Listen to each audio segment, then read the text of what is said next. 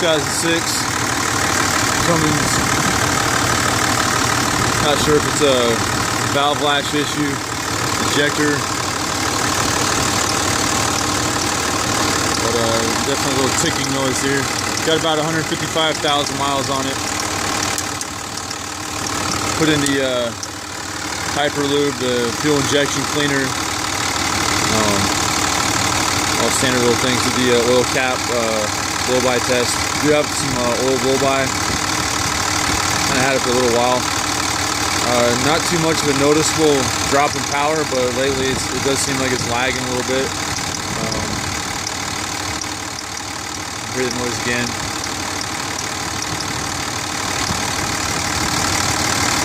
Watched a lot of videos on this. I've been checking out the forums. Some people say it's just kind of normal. Other people say you need to pull the valve cover off and make your adjustments. Getting the fuel injectors bench tested at this time will also be a good idea.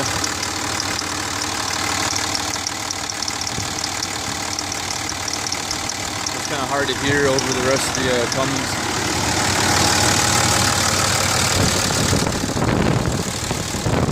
Anyway, you got any ideas on what to do on this, let me know. Really appreciate it. Thanks for watching.